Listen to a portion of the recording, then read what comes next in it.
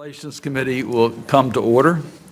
I first want to welcome our nominees and thank them for their willingness to serve our nation. You've made incredible sacrifices, and we thank you for your continued interest in serving our country, and we thank your families because we know you can't do this without the support of your family. This is our first committee hearing since the return from the August recess. A lot of us had a chance to travel during the August recess. I had a chance to meet with President Zelensky at the Ambrosetti conference in Italy, along with Senator Wicker, and along with Senator Marshall and Senator Graham. And we had a chance to talk to him directly about the current challenges in Ukraine.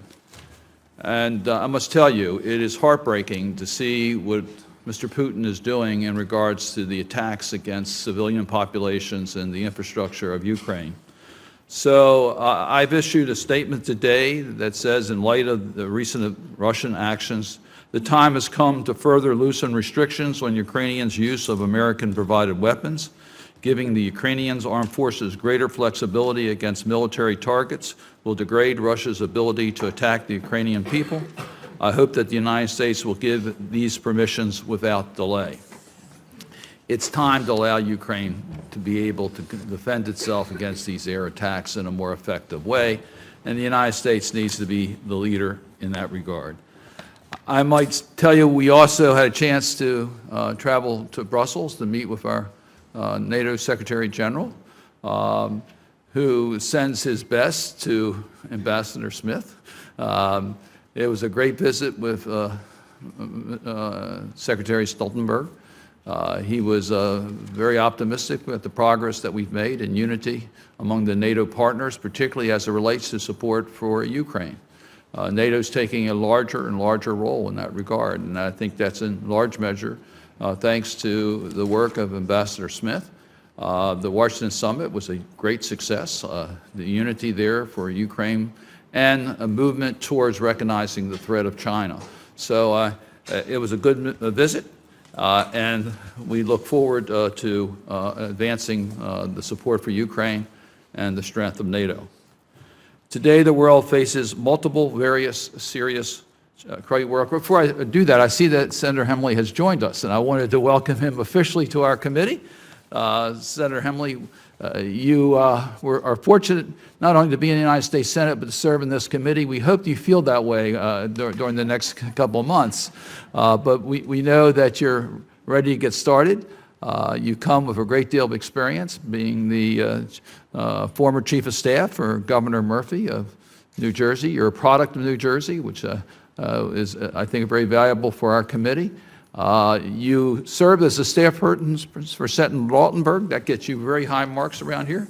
And then you served on the staff of Senator Booker. We'll see whether that gets you high marks or not as we go through this.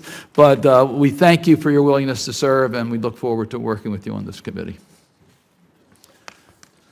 Today, the world faces multiple, various serious world crises. Some of these conflicts are in the headlines, like the war in Ukraine or the war in Gaza. Others get less attention, like Venezuela, Burma, and Sudan.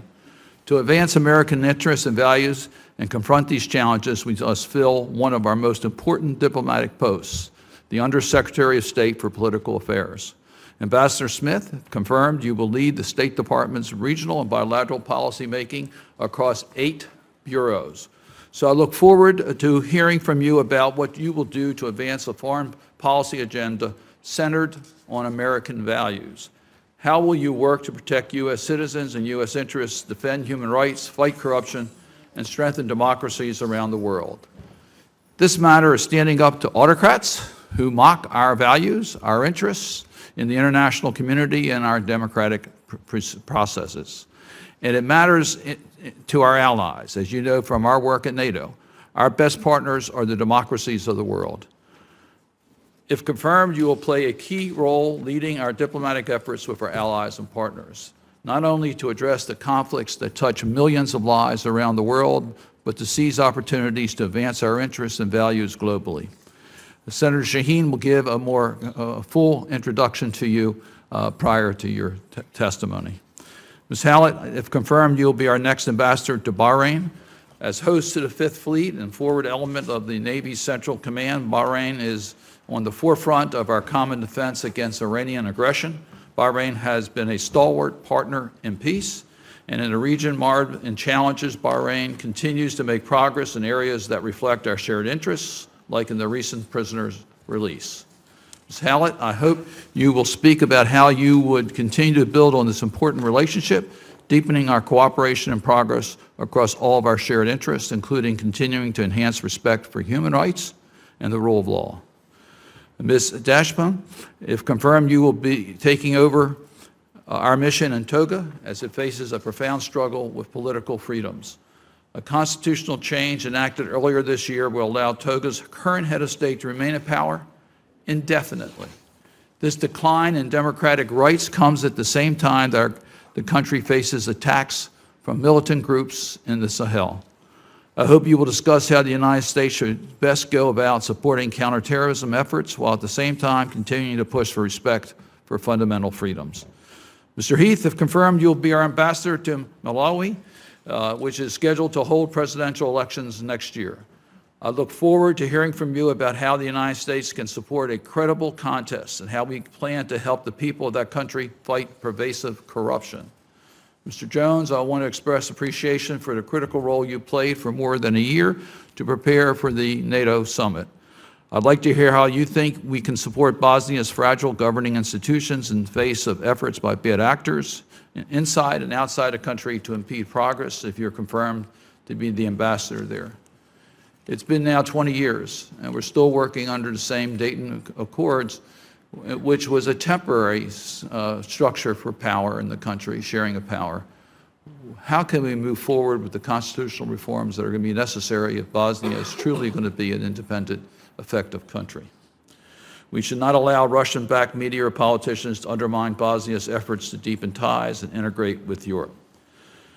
Before turning to Senator Risch, let me acknowledge today marks the anniversary of 9/11 attacks that forever changed our country.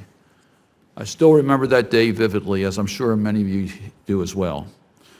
While it has been more than 2 decades since that terrible morning, the pain of that day remains raw for many Americans.